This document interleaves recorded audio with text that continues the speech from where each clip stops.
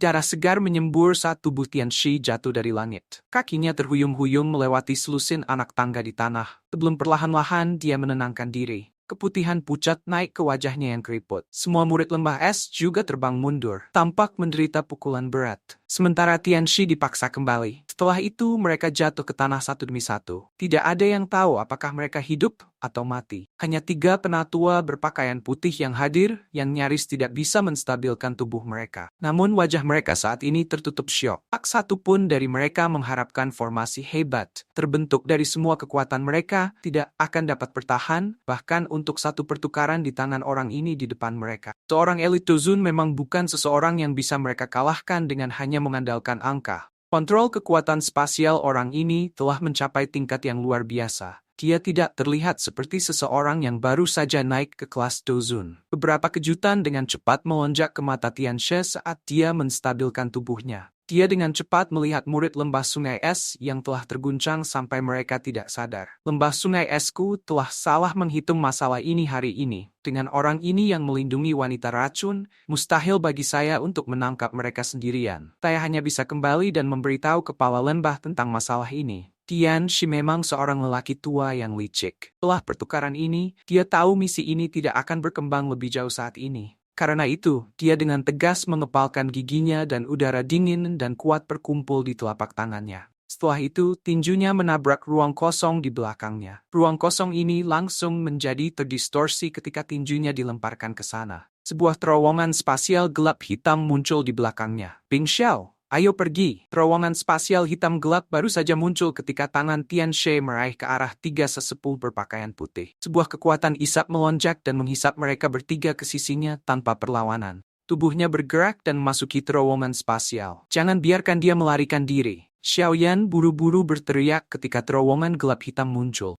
Cara alami tidak perlu bagi Xiaoyan untuk membuka mulutnya untuk mengingatkan Tianhuo ketika sampai pada sesuatu seperti ini. Tianhuo dengan cepat bereaksi terhadap situasi. Telapak tangannya mengarah ke terowongan spasial hitam dari kejauhan sebelum dia mengepalkannya dengan kejam. Riak tak terlihat menyebar dan orang bisa melihat terowongan spasial mulai runtuh dengan cepat. Ekspresi Tianshi berubah ketika terowongan spasial runtuh. Kilatan dingin segera muncul di matanya. Telapak tangannya menghantam bagian belakang penatua berpakaian putih dan udara dingin yang menakutkan keluar, mengirimkan penatua ini terbang. Penatua berpakaian putih itu baru saja dikirim terbang ketika kekuatan tersembunyi ditempatkan di tubuhnya oleh Tianshi tiba-tiba meledak. Tubuhnya segera tertutup oleh dinginnya es. Setelah itu meledak dengan keras. Es pecah menjadi potongan-potongan kecil yang melesat ke segala arah saat gelombang udara mengejutkan menyebar dengan cara seperti kilat. Dalam menghadapi gelombang ini dari ledakan tubuh, kekuatan tak terlihat yang menyebar dari tangan Tianhuo terhambat. Setelah itu diblokir untuk sementara waktu.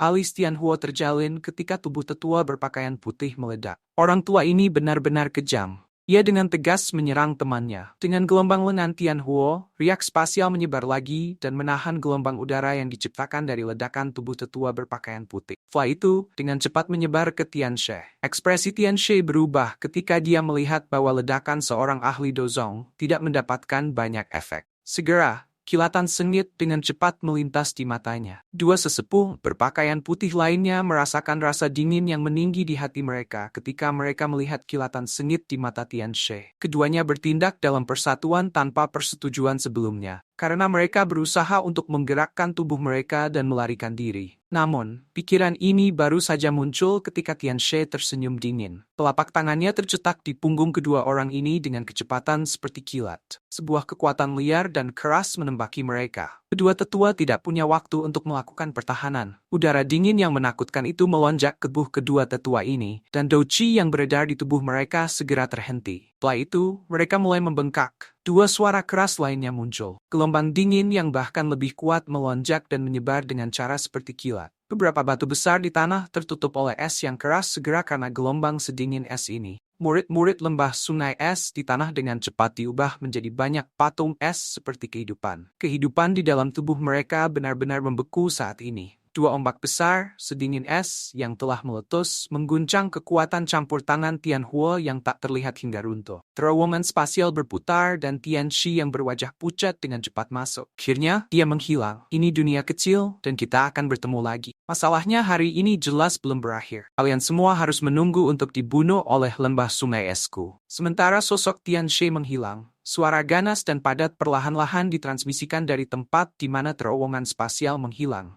Setelah itu bergema di pintu masuk lembah ini. Tianhuo merajut alisnya ketika dia melihat bahwa Tianxi telah berhasil melarikan diri. Dia juga meremehkan ketidakpunyahatian orang itu juga. Dia rela mengorbankan temannya, hingga tetua Dozong untuk melarikan diri. Dia melarikan diri? Dokter Peri kecil berseru. Xiaoyan mengangguk dengan lembut. Dia merasa sedikit menyesal. Akhirnya, dia melirik Tianhuo di udara dan berkata, Tuan Huo baru saja mendapatkan mayat. Meskipun kekuatan spiritual Anda telah sangat diperkuat dalam sekejap, doji dalam tubuh fisik Anda tidak dapat sepenuhnya pulih dalam waktu singkat ini. Anda telah sepenuhnya mengandalkan kekuatan spiritual Anda dalam pertarungan sebelumnya. Kalau tidak, kemungkinan Tianxi tidak akan melarikan diri. Tianhuo di udara bergerak dan muncul di samping Xiaoyan. Dia tak berdaya menggelengkan kepalanya pada Xiaoyan saat dia berkata, Aku bisa menghancurkan terowongan spasial. Namun, orang tua itu benar-benar terlalu kejam. Dia melemparkan 3 ahli Dozong seperti bom.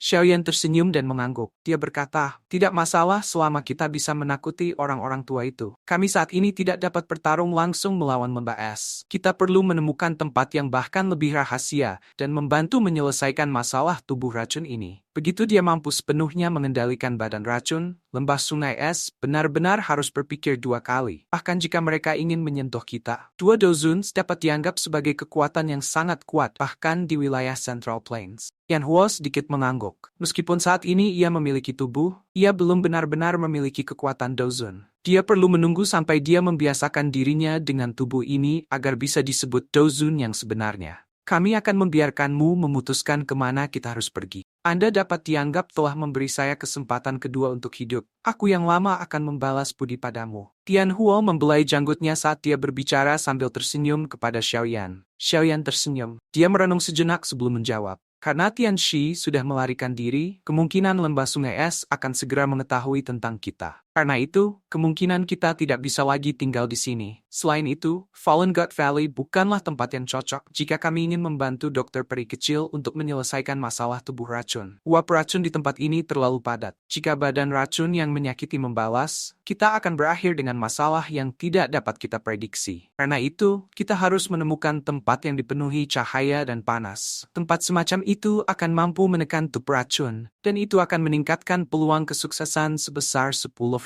Dipenuhi dengan cahaya dan panas, Tianhuo dan dokter peri kecil mempertimbangkan pilihan. Tidak mudah untuk menemukan tempat seperti itu di wilayah Pil. Aku tahu tempat yang dipenuhi dengan cahaya dan panas. Xinlan yang tersenyum berjalan keluar dari lembah. Di mana? Xiaoyan bersukacita, dan dia buru-buru bertanya. Ban Ye memiliki tempat unik yang disebut Sunfire Ancient Altar. Sinar mata dari langit pada siang hari akan kumpul di tempat itu. Ada sebuah lubang di altar kuno yang sangat dalam. Kadang beberapa inti biji api akan melayang keluar dari lubang. Ketika inti biji api ini melakukan kontak dengan sinar matahari, itu akan berubah menjadi semacam nyala api. Klan Yeku menyebutnya api matahari. Tinlan menjelaskan dengan lembut. Api matahari jenis ini mungkin bukan api surgawi, tapi itu jauh lebih kuat dari api binatang biasa. Beberapa leluhur klan Ye saya sering meminjam jenis api matahari ini dan meningkatkan keberhasilan penyempurnaan pil mereka. Sayangnya, api matahari ini tidak bisa eksis terlalu lama. Secara otomatis akan tersebar. Suara Xinlan sedikit menyesal. Meskipun itu tidak berlangsung lama, api matahari masih cukup menggoda. Ada sejumlah faksi yang tidak diketahui yang mengincar kota Ye ini. Mereka semua mengejar Sunfire Ancient Altar. Api matahari, Xiaoyan menggumamkan nama ini di mulutnya. Dunia ini memang penuh dengan misteri. Pembentukan api matahari mirip dengan kelahiran api surgawi. Tidak heran itu disembunyikan sebagai harta oleh klan Ye. Berdasarkan apa yang kamu katakan, altar kuno api matahari harusnya menjadi tanah terlarang dari klan Yemu. Mereka benar-benar akan meminjamkannya? Xiaoyan merajut alisnya dan bertanya setelah merenungkan proposisi. Dia telah bertemu orang-orang dari klan Ye sebelumnya, dan dia tidak memiliki kesan yang baik tentang mereka. Xinlan juga tampaknya menyadari bahwa Xiaoyan tidak memiliki kesan yang baik tentang mereka. Dia tertawa pahit sebelum mengertakkan gigi peraknya dan berkata, mereka menyinggung kakak Xiaoyan terakhir kali karena mereka tidak mengetahui identitas Anda. Jika Anda pergi ke sana lagi, Xinlan menjamin bahwa mereka tidak akan menyinggung Anda.